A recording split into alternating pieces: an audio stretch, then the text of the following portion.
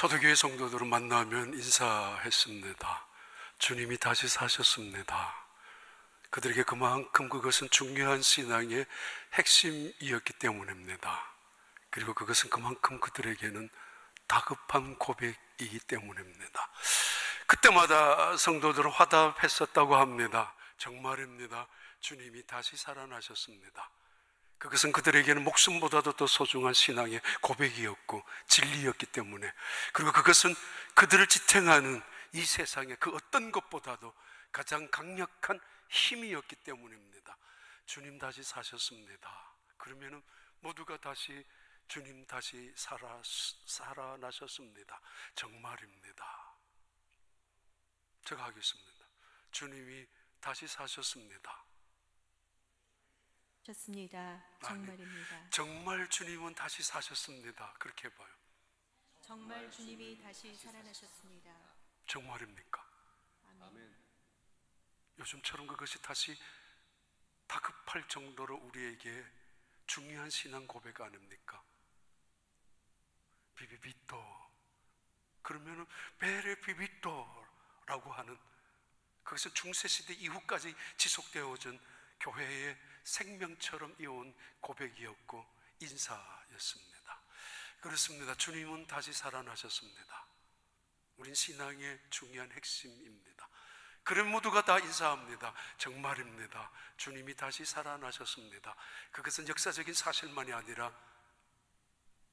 언제인가 주님 앞에 서야 될 그날을 소망하는 신앙의 고백, 오늘의 수많은 환난, 고통, 위기, 어떤 죽음의 위협 앞에서도 이겨낼 수 있는 신앙의 고백입니다.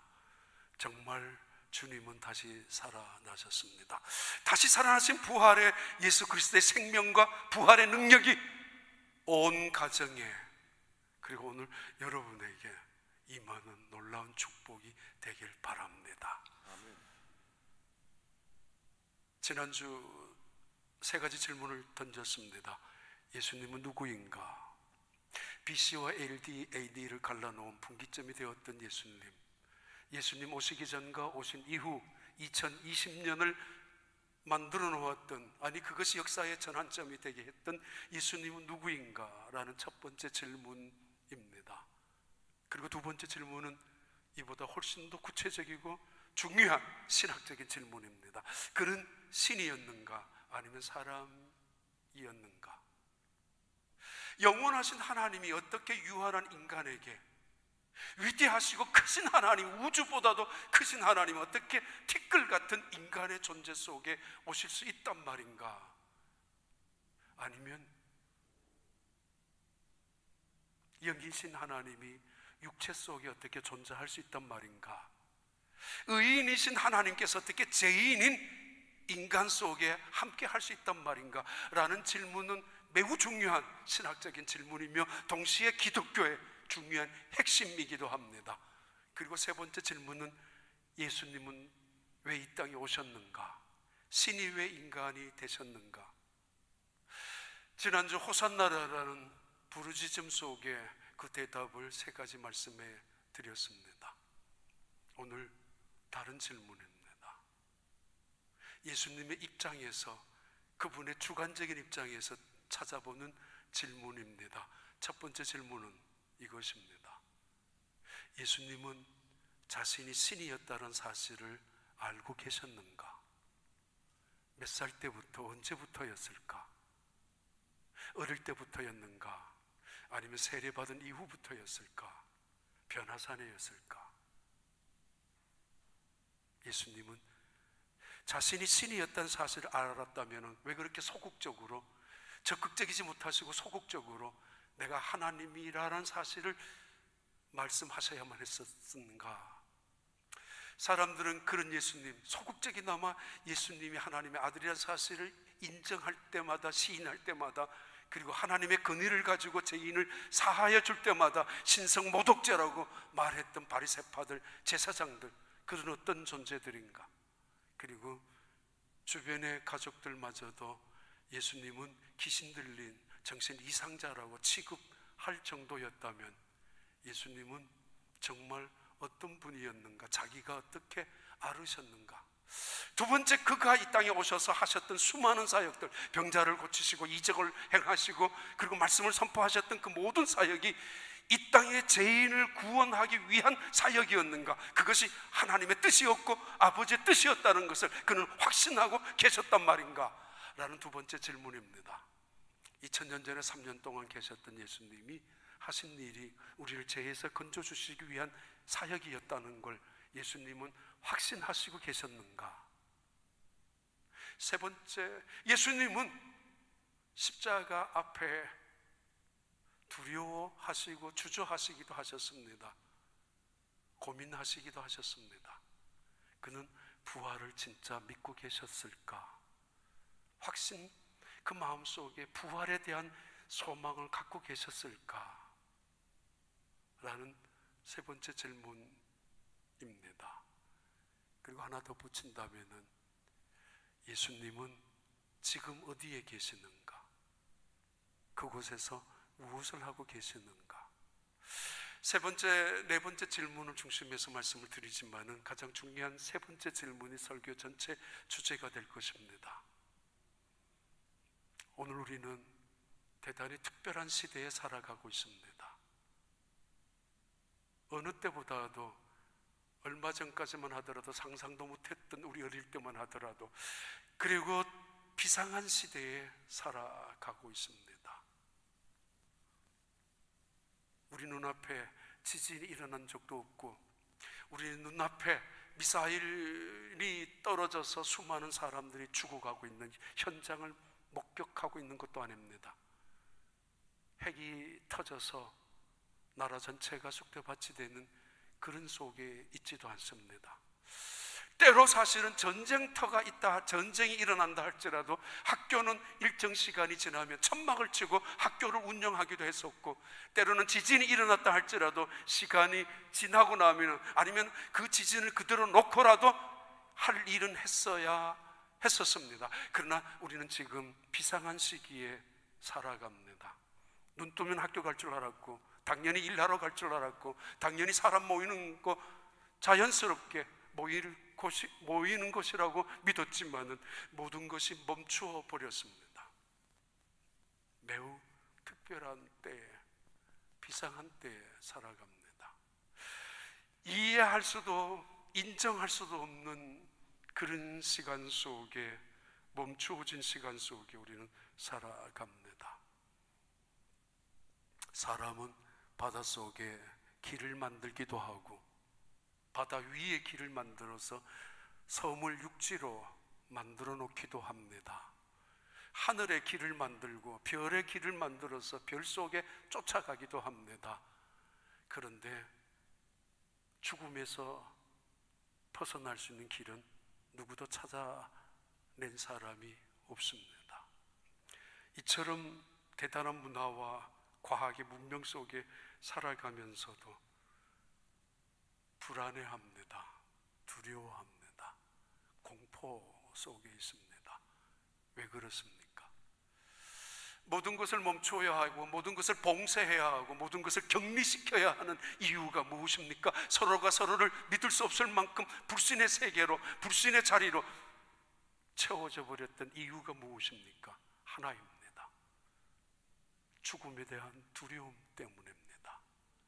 어쩌면 우리도 이렇게 죽을 수도 있다라는 생각 때문에, 그 두려움, 그 공포 때문에 모두가 다 비상한 시기를 보내고 있고, 불안과 두려움에 떨고 있기도 합니다. 어떤 인간의 지식도 아직은 필요 없고, 지혜도 소용없습니다. 인간이 가지고 있는 어떤 지위조차도 능력이 될 수 없고, 물질마저도 그 어떤 해결할 수 있는 것들은 이 세상에 아무것도 없습니다. 아무 소용이 없습니다. 그러나 언제 인간은 지나가게 될 것입니다. 누군가가 또는 어디에선가 백신을 개발할 것이고, 또는 누군가가 치료약을 개발하면은, 혹은 이 바이러스라는 것이 한풀 꺾이게 될는지 모르겠습니다. 언제인가는. 그러나 중요한 것은 지금보다가 이 다음입니다. 다시 또 다른 변종이 독종을 만들어서 찾아올 수도 있기 때문입니다. 오늘 우리가 어떻게 살아가야 될 것이고 어떻게 앞으로 살아가야 될 것인가에 대한 그런 문제 앞에, 질문 앞에 우리 놓여져 있습니다. 언제인가는 누군가는 다 죽듯이 죽게 됩니다. 죽음 이후 우리는 하나님 앞에 서게 됩니다. 미국의 국회 채플린으로 오랫동안 있었던 피터 마샬이라는 목사님께서 이런 말씀을 하셨습니다. 무덤이란 열린 무덤이라고, 닫혀 있을 수 없다고. 이유는 반드시 그 영혼이 하나님 앞에 서야 하기 때문이라고. 그 문이 지옥을 향해 열려 있든지 하늘을 향해 열려 있든지, 아무리 대리석으로 하강 암으로 흙으로 뒤덮고 바른다 할지라도 그것은 절대로 닫을 수 없는 문이 있는 것이 무덤이라고. 예수님은 자신이 신이라는 사실을 알고 계셨을까? 예수님은 자신이 하시는 모든 사역들이 죄와 관련이 있고 우리를 죄로부터 구원시킨다라는 사역을 확신하고 계셨을까? 이 두 가지 질문에 하나로 대답을 해드립니다. 요한복음을 중심해서 요한복음 5장 24절의 말씀입니다. 읽으세요. 내가 진실로 진실로 너희에게 이르노니 내 말을 듣고 또 나 보내신 이를 믿는 자는 영생을 얻었고 심판에 이르지 아니하나니 사망에서 생명으로 옮겼느니라. 25절. 진실로 진실로 너희에게 이르노니 죽은 자들이 하나님의 아들의 음성을 들을 때가 오나니 곧 이때라. 듣는 자는 살아나리라. 언젠가는 다시 주님 앞에 서야 되는 부활의 때가 있고 동시에 이 땅에서 주님을 믿어야 될 때, 주님이 하시는 사역은 이 땅에 오셔서 죄로부터 구원이었는데 동시에 그분은 아버지의 일을 하시기 위해 오셨다라고. 요한복음 10장에 봐요. 9절 10절. 내가 문이니 누구든지 나로 말미암아 들어가면 구원을 받고 또는 들어가며 나오며 꼴을 얻으리라. 10절. 도둑이 오는 것은 도둑질하고 죽이고 멸망시키려는 것뿐이요 내가 온 것은 양으로 생명을 얻게 하고 더 풍성히 얻게 하려는 것이라. 예, 그분은 알고 계셨습니다. 자신이 누구인가를. 그리고 그분은 확신하고 계셨습니다. 그가 하시는 일이, 이 세상에 오셔서 하셔야 될 일이 무엇인가를. 12장 44절 45절. 요한복음 12장 44절 45절. 예수께서 외쳐 이르시되 나를 믿는 자는 나를 믿는 것이 아니요 나를 보내신 이를 믿는 것이며 나를 보내는 자는 나를 보내신 이를 보는 것이니라. 예수님과 아버지 하나님은 한 분이라는 사실을 증언하고 있죠. 17장 그분께서, 예수님께서 제자들을 위한 마지막 기도하시면서 이렇게 기도하셨습니다. 예수께서 이 말씀을 하시고 눈을 들어 하늘을 우러러 이르시되 아버지여 때가 이르렀사오니 아들을 영화롭게 하사 아들로 아버지를 영화롭게 하게 하옵소서. 예, 예수님은 자신이 신이었다는 사실을 알고 계셨는가? 그렇습니다. 그리고 하나님의 확인도 몇 차례 하셨습니다. 세례 때도 하셨고 그리고 변화산에서도 십자가 위에서도. 그리고 그분이 하시는 사역이 우리를 구원을 위해서 하시는 사역이라는 확신도 갖고 계셨습니다. 중요한 것은 예수님은 자신의 부활을 얼만큼 자신하고 있었는가, 그리고 부활의 의미는 무엇인가에 대한 대답입니다. 첫 번째 대답이죠. 부활은 어떤 의미인가? 부활은 예수님께서 하나님의 아들이란 사실을 증언하신 사건이다. 부활이란. 자, 누가복음 24장 볼까요? 여자들이 두려워 얼굴을 땅에 대니 두 사람이 이르되 어찌하여 살아있는 자를 죽은 자 가운데서 찾느냐? 여기 계시지 않고 살아나셨느니라. 갈릴리에 계실 때에 너희에게 어떻게 말씀하셨는지를 기억하라. 예, 됐습니다. 사필기정이라는 거, 모든 것은 결국은 돌아간다고. 진리로 돌아가고 진실로 돌아가고 참으로 돌아가고, 거짓을 아무리 포장해서 진실을 막는다 할지라도 결국은 진실이 드러나는 법이고, 언제인가는 가짜가 아무리 힘을 쓴다 할지라도 가짜는 결국은 진짜 앞에서 맥을 못 추는 것입니다. 십자가 그리고 그 부활의 사건은 결국은 진실이 드러나고 진리가 이기고 가짜가 아니라 참이 세워지고 밝혀지고 무엇보다도 사랑이 이긴다라는 사실을 이 세상에 살아가면서, 때때로 거짓이 때때로 악이, 때때로 이 세상에 있는 인간들이 신을 이기는 것 같이 보일는지 모르지만은 그렇지 않습니다. 부활은 예수 그리스도께서 하나님의 아들이라는 사실을 보여주는 사건인데, 결국은 그의 진실, 그의 참, 그의 거짓되지 않는 그 진짜가 이루어지는, 판명되는 사건입니다. 그리고 동시에 승리의 개념을 바꾸어 놓았습니다. 세상은 쟁취해야 합니다. 세상은 짓밟아야 합니다. 그래서 뺏어야 하고 정복해야 합니다. 그것을 승자라 하고 그것을 우승이라고 합니다. 누군가를 깨트리고 뺏어야 하고 누군가를 짓밟고 일어서야 합니다. 그런데 부활의 승리의 기쁨은, 그 승리의 방법은 예수님께서 이렇게 보여주셨습니다. 뺏기면서 얻는 것을, 나누면서 얻어지는 것을, 채워지는 것을, 지면서 이기는 것을, 미움을 당하면서 끝까지 참으면서 결국은 악 앞에서도 선으로, 함께 악으로 대하지 아니하고 선으로 이겨나가다가, 세상 방법은 그렇지 않습니다. 힘은 힘으로 대결해야 되고 악은 악으로 싸워야 되고 거짓은 거짓으로, 그것이 묘수라고 하고 그것이 자신들이 가지고 있는 힘이라고 생각하기 때문에 그렇게 싸우고 있지만은, 예수님은 끝까지 침묵하셨고 끝까지 지시면서, 그리고 마지막 죽으시면서 이기셨습니다. 승리의 방법을 바꾸어 놓으셨죠.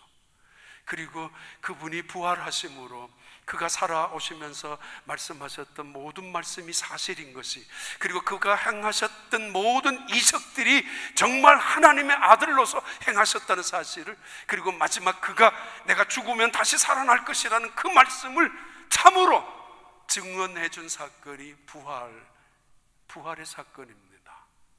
누가복음 24장 다시 봐요. 누가복음 24장 37절부터 40절 읽으세요. 그들이 놀라고 무서워하여 그 보는 것을 영으로 생각하는지라. 예수께서 이르시되 어찌하여 두려워하며 어찌하여 마음에 의심이 일어나느냐. 39절. 자, 내 손과 발을 보고 나인 줄 알라. 또 나를 만져보라. 영은 살과 뼈가 없을 때 너희 보는 바와 같이 나는 있느니라. 예수님께서 천사들을 통해서 말씀하셨는데 제자들에게 그분이 살아계셨을 때 말씀하지 않았느냐? 부활할 것이라고. 그분이 살아계실 때 부활하면 갈릴리로 가실 것이라고 말씀하지 않았느냐? 그것이 4절, 5절, 6절, 7절에도 있었는데 갈릴리로 가라고 그분은 살아계셨을 때 말씀하셨다고. 거짓말쟁이가 아니라는 거죠. 사실이라는 거죠. 아니, 사실일 뿐만 아니라 그가 하나님의 아들이라는 사실을 입증지켜 주신 그런 말씀입니다. 부활이란 예수님께서 이미 알고 계셨다라는 것을 의미합니다. 두 번째는, 부활은 두려움 속에 있는 제자들과 교회를 변화시킨 능력이 되었다. 부활은 사도행전 2장 22절 24절 읽으세요. 이스라엘 사람들아, 이 말을 들으라. 너희도 아는 바와 같이 하나님께서 나사렛 예수로 큰 권능과 기사와 표적을 너희 가운데 베푸사 너희 앞에서 그를 증언하셨느니라.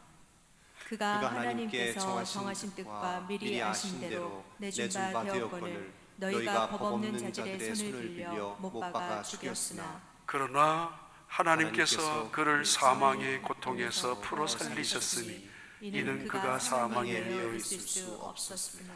교인들이 모였습니다. 그들이 달라졌습니다. 그리고 인사합니다. 주님은 살아나셨습니다. 그리고 대답합니다. 그리고 다시 화답합니다. 맞습니다. 정말 그분께서 살아계실 때 말씀하신 대로 살아나셨습니다. 그들에겐 그것은 생명과도 같은 고백이었고 확신이었고 신앙의 증언이었습니다. 신앙의 고백과 이 세상을 향하는 증언으로 그들은 그렇게 인사를 나누었고, 그런 식으로 그들은 예배를 드렸습니다. 죽음 앞에서 벌벌 떨고 두려움 속에 꽁지를 내리고 있었던 그들이었지만은, 부활의 사건은 그들에게 삶을 변화시키는, 부활의 사건은 그들에게 새로운 능력을 가지고 세상 속에 나아가도록 만든 위대한 사건이었고, 또 교회의 본질적인 힘이었습니다. 용기를 말합니다. 배짱을 이야기합니다. 별거 아닙니다. 그리스도인들에게는 믿음을 말합니다.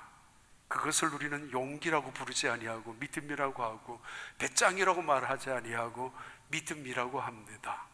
우리의 믿음의 근거는 하나님께 있기 때문에, 하나님 안에 있는 능력에 있기 때문에, 희망이라는 존재는 하나님의 손 안에 있는 것이고 내게 있는 것이 아니라 하나님께로부터 내게 오는 것이 희망이기 때문에, 그것이 우리의 능력이라면 그것을 우리는 믿음이라고 부르는 것입니다. 우리의 가지고 있는 것을 사는 거 꾀라고 하죠. 우리가 갖고 있는 걸 살아가는 거 재주라고 말하죠. 가지고 있는 물질, 가지고 있는 지위, 가지고 있는 그 지식을 갖고 살아가는 걸 믿음이라고 부르지 않습니다. 믿음이란 하나님을 믿는, 하나님의 지혜와 능력과 권능을 믿는 것을 믿음이라고 하고, 그 중에서 예수 그리스도를 죽은 자 가운데서 다시 살리신 그 자의 능력, 그분의 능력, 그 하나님의 신적인 능력을 믿는 것을 믿음이라고 합니다. 제자들은 그 인사를 늘 했었고, 그 고백 속에 죽음 앞에서도 담대히 나아갔습니다. 그들은 변했습니다. 죽음 앞에서, 단두대 앞에서, 사자의 그 사나운 발톱이나 이빨 앞에서도 찬송 부르며 나아갔습니다. 우리 어렸을 때 교회 가면 많이 들었던 찬양 있죠. 성부 성자와 성령, 이 찬양, 태초부터 지금까지. 그 찬양을 그들은 암송하고 곡절을 붙여가지고 찬양하면서 죽음의 자리로 갔다고 합니다. 태초부터 지금까지 여전히 하나님은 찬양받으시기에 합당하실 분이고, 여전히 그 하나님은 살아계신 분이라는 사실을 의심하지 아니하고 죽음 앞에 담대히 나아갔었던 그분들, 그들의 입술 속에 고백이 있었죠. 주님은 부활하셨다고. 두려움 속에 있었던 제자들, 성경 공부도 했었고 벌벌 떨고 있었던 그 제자들, 예수님의 그 엄청난 기적을 눈으로 보았고 손으로 만지기도 했었고, 예수님의 말씀 속에 함께 훈련도 받았고, 그리고 헌신도 했었던 사람들이었습니다. 그러나 그들이 변했습니다. 십자가 앞에서 도망자였고 비급자였지만, 성경 공부, 교양 강자가 아니고 교양 훈련이 아니라 무슨 헌신, 봉사, 이것이 취미생활이나 여가 선용이나 자기 만족을 위한 봉사활동이 아니라, 예배, 기도가 단순히 그냥 드려졌던 예배가 아니라 부활하신 예수 그리스도를 만나고 난 다음, 부활하신 예수의 생명이 그들 속에 있음을 알고 난 다음, 그들은 말씀 앞에서 사람이 떡으로만 살지 아니하고 말씀으로 산다라는 말씀의 의미를 깨닫기 시작했었고, 그들이는 찬양이, 목숨을 걸고 드리는 찬양이 얼마나 간절하고 뜨거웠는지를 경험했었고, 기도가 더 이상 무기력한 형식적이고 가짜의 기도가 아니라 정말 하나님을 향하는 피눈물 나는 기도로 변하게 되었던 것, 그 제자들이었었고 그 초대교회의 축복과 능력이었습니다. 어느 시골 이발사가 도로가 확장되면서 자기 시골 이발소 돈을 받아서 부자가 되었습니다. 그리고 그 돈으로 도시로 이사를 가서 오랫동안 살다가 다시 내려왔습니다. 동네 사람들이 물었습니다. 왜 이사 다시 왔느냐고. 자식들 다 데리고 가서 열심으로 살지, 도시에 가서. 근데 이 사람이 이렇게 이야기를 했습니다. 교회가 없더라고. 교회, 도시를 가니까. 아니, 교회가 왜 없어? 그 웅장한 교회들이 동네마다 있을 텐데 왜 교회가 없느냐고. 주일날 교회 가면 예배를 안 드리더라고. 아니, 무슨 말이냐고. 예배를 안 드리다니. 사람들이 없더라고. 그래서 조그마한 채플에 가면 거기에 사람들, 나이 드신 몇 사람들이 모여가지고 예배를 드렸다고. 그게 싫어서 이거는 아니라고. 몇 년을 기다리다가 예배 드리고 싶어서 시골로 내려왔다라는 어떤 분의, 진짜인지는 알 수 없지만 그 예화를 본 적이 있습니다. 오늘의 이 위기는 지나갈 것입니다. 오늘의 이 비상한 사태는 언제인가는 멈추게 될 것이고 우리는 다시 일상생활로 돌아가게 될 것입니다. 근데 문제는 그 다음입니다. 내가 오늘 이 상황 속에서 어떻게 나를 준비하고 있는가? 내 죽음 앞에서도 내가 어떻게 살아가야 될 것인가를 생각할 수 있는 그런 시간이 되어야 할 것입니다. 이슬람교, 해교가 있고 불교가 있고 몰몬교가 있고 여호와의 증인도 있고 온 세상에 수많은 힌두교도 있고 종교가, 유교도 있습니다마는 어느 종교도 예수가 하나님의 아들임을 증언하며 그 증언하는 그 빈 무덤이 여기에 있다라고, 그는 부활하셨기 때문이라고 증언하고 자신 있게 선포하는 종교는 기독교 외에는 없습니다. 기독교만이 빈 무덤을 가지고 예수님이 부활하셨다라고 열린 무덤을 바라보며 예수님은 하나님의 아들이기 때문에 여기에 계시지 않다라고 그 사실 앞에서 사도행전은 계속 증언하고 있습니다. 세상을 향하여. 그 핵심을 가지고 교회는 이 세상에, 무서운 그 세상의 죽음의 세력 앞에 담대히 싸우기 시작했었고 지난 2000년 동안이나 내려옵니다. 세 번째 있죠. 부활은 사망이 왕노릇하는 세상을 은혜로 바꾸셨습니다. 중요한 구절인데 다시 한번 올려봐요. 3번 우리 함께 읽겠습니다. 같이 읽겠습니다. 부활은 사망이 왕노릇하는 세상을 은혜로 바꾸셨다. 예, 세상은 온통 혼란스럽습니다. 이유는 하나입니다. 죽을까봐. 온 세상이 봉쇄되고 격리를 시키고 있고 위기를 맞고 있습니다. 이유는 간단합니다. 죽을까봐. 내가 죽을까봐. 영국의 왕실도, 프랑스의 귀족들도, 장관들도, 아니면 스페인의 유명한 부자도, 대단한 부자도, 아니면 미국에 있는 지식인들이나 대단한 학벌을 갖고 있는 사람들도 누구나 피해갈 수 없습니다. 아니, 아프리카의 가난한 미개발 국가도, 아니면 저개발 국가, 개발도상 국가도 여전히, 아메리카에서도 여전히 모두가 다 이 문제 앞에서 자신 있게 피해갈 사람은 아무도 없습니다.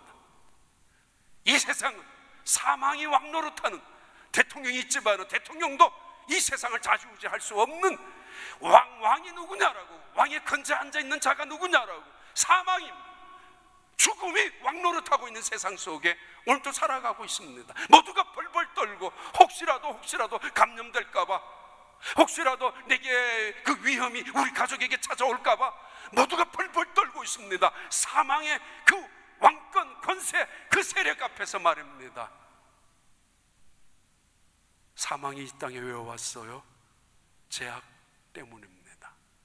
죄악의 화살, 죄악의 독침 때문에 이 땅에 사망이 찾아왔고 끊임없이 사망이 왕노릇하는 세상이 되고 말았습니다. 중국의 진시 황제에 쌓아놓은 만리장성 2500년 전에 이야기합니다만 지금까지도 만리장성한 일이 뭐 있어요? 아니, 죽은 거는 하나, 진시 황제도 죽었다는 이야기고, 파라오의 3000년 4000년 전에 이집트의 그 왕들, 대단한 권력자들의 왕들, 아니 그때 당시에 수많은 수백만 명의 사람들이 토목공사를 통해서 스핑크스를 만들고 그리고 그 피라밋을 만들었던 그 기술, 그 능력, 위대함을 이야기합니다.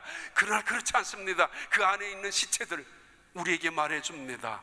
사망이 왕권을 갖고 있다고. 타지마할이라는 그 아름다운 궁전, 사랑하는 아내를 위해서 지어놓은 곳이지만은 그러나 결국은 그 아내의 무덤이지만 그걸 뭘 말해요? 이 세상은 다 죽음으로 끝이 난다고. 사랑도 아름다움도 명예도 다 누구도 피해갈 수 없다라고. 멕시코 유카탄을 중심으로 했는 마야 문명은 3000년, 4000년 전에 이루어낸 마야 문명입니다. 그런데 그 문명을 만들어낸 그 후손들은 찾아볼 수가 없습니다.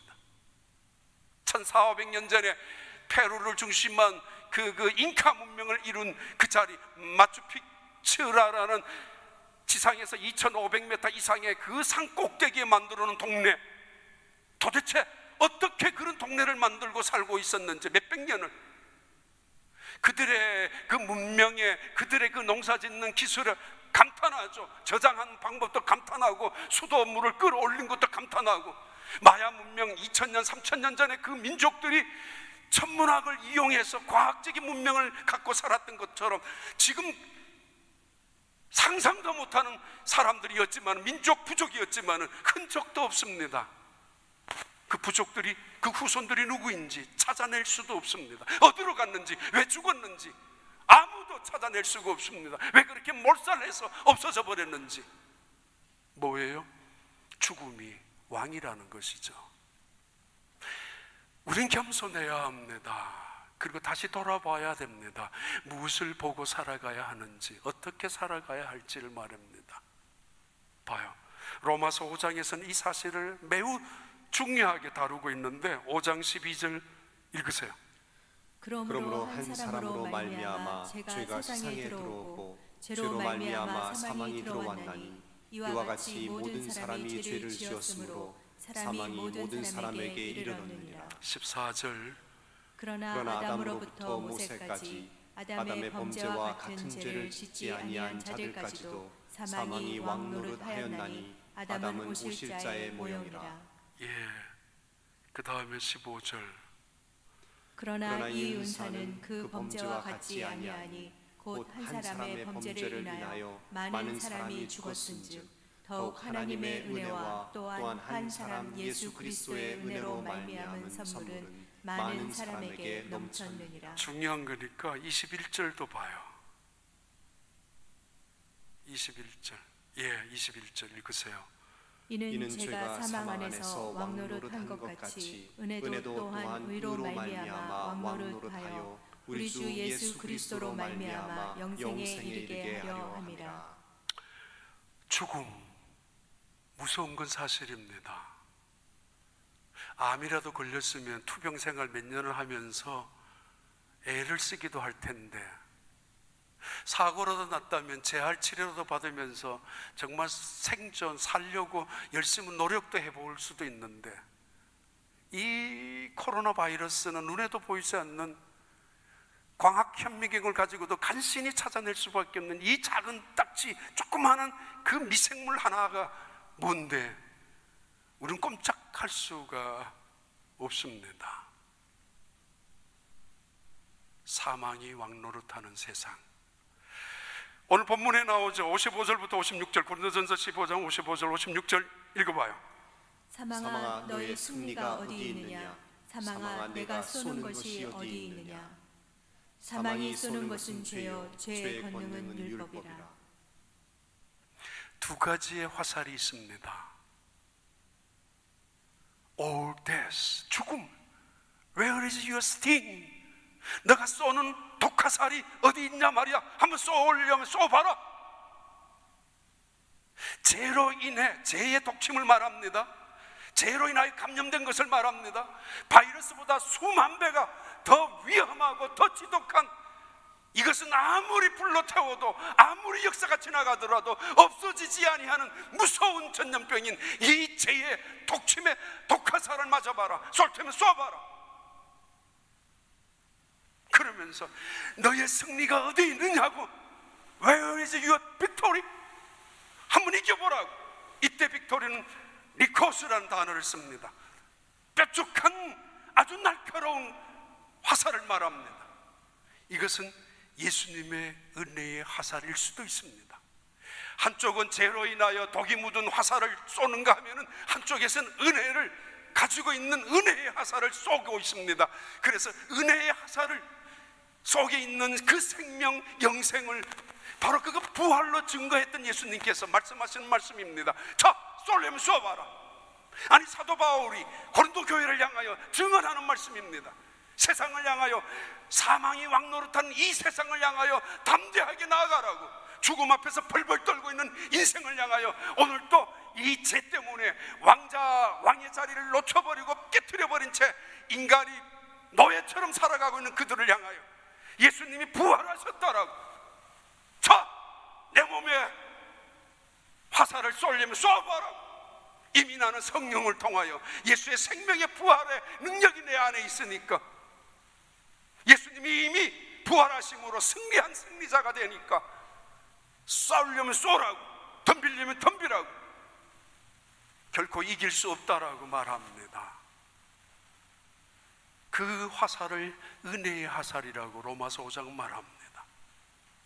하나님께서 우리에게 은혜의 화살을 던져주심으로 모든 독이 퍼지는 것을 막아주시고, 그 모든 저주를 막아주시고, 그리고 모든 죄악에서 건져주시는, 죄 때문에 독화살을 맞은 인간들, 근심과 두려움과 불안과 염려 속에, 비난과 비판과 원망과 불평 속에, 아니면 온통 공포 속에, 아니면 이기적인 욕망 속에, 탐욕 속에, 쾌락 속에, 아니 심지어 교만 속에 살아가는, 그러면서도 죽음이라는 물체 앞에서, 괴물 앞에서 벌벌 떨고, 아니 아무것도 할 수 없는 인간의 모습 앞에서 살려달라고, 살아야 되겠다라는 욕망만 가지고 벌벌 떨고 있는 그들을 향하여 자, 쏠려면 쏘아봐라.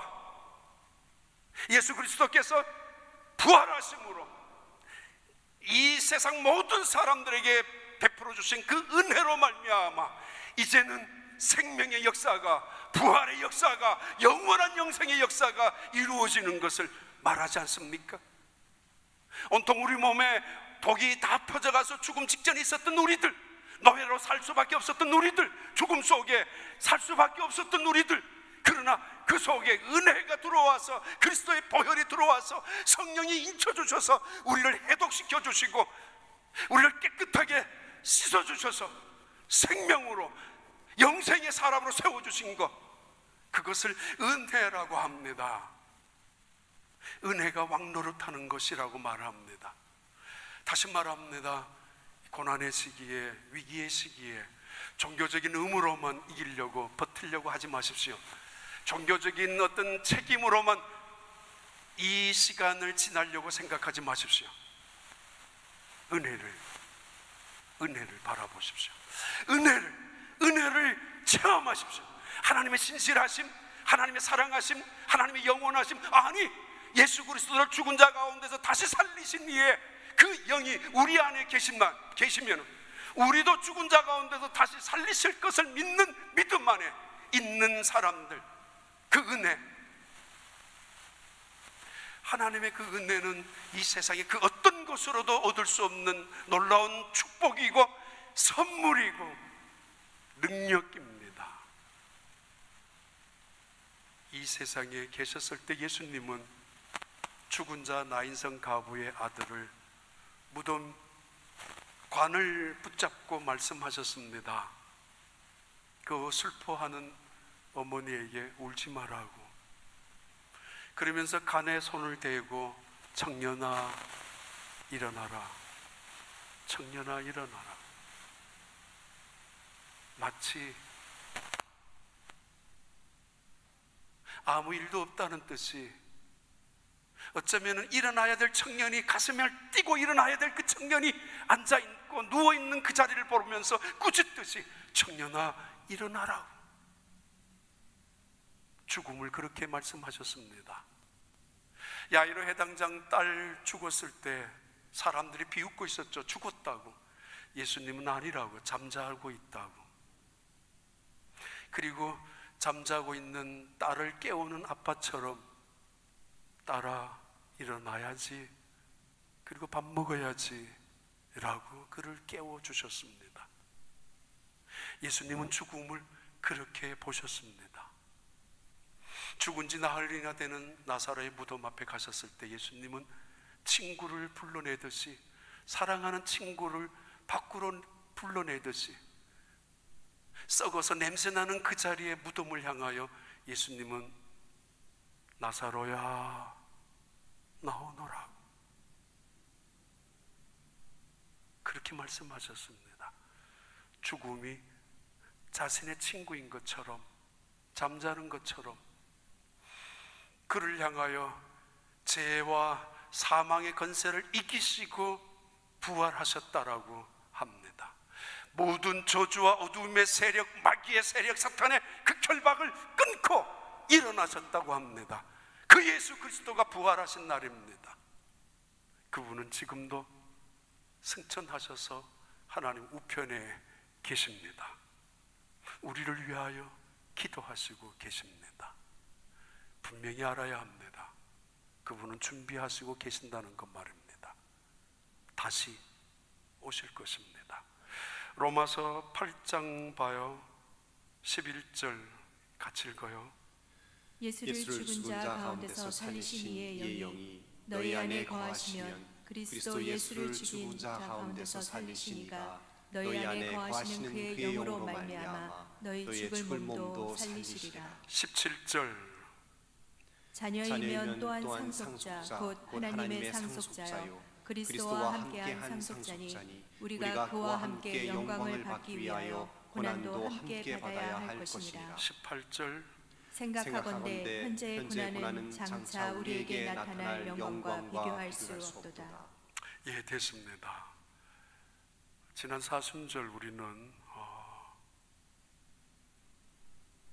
다른 때보다는 다르게 지냈습니다. 사순절 주제, 마음속에 품고 있었던 주제는 죽기에 더 가까이였습니다. 차를 타면 항상 듣고 다녔던 기독교 방송 채널이 있었기 때문에 그 방송국의 모토처럼 나오는 제목이 Keeping Close By, 아주 강한 그런 표이기도 합니다. 주님께 가까이, 그에게 붙어 있으라고 할 만큼 가까이. 모두가 다 분리하는, 격리하는 시간 속에 살아갑니다. 디스턴스라고 하면서. 그러다가 너무 멀어지지 마시기 바랍니다. 그러다가 너무 벽까지 세우지 마시기 바랍니다. 아니, 그것이 살 길이라면 그렇게 해야 합니다만, 그러나 주님께는 한 걸음만 더 다가가십시오. 주님께는 조금만 더 인내하면서 기다리십시오. 주님께 우리의 손을 가지고 메어 달리듯이 조금만 더 붙잡으십시오. 어차피 시간은 지나갈 것입니다. 그러나 주님이 다시 오실 것입니다. 그때 부끄러움 없이 영광스럽게 승리하는 우리 모든 성도가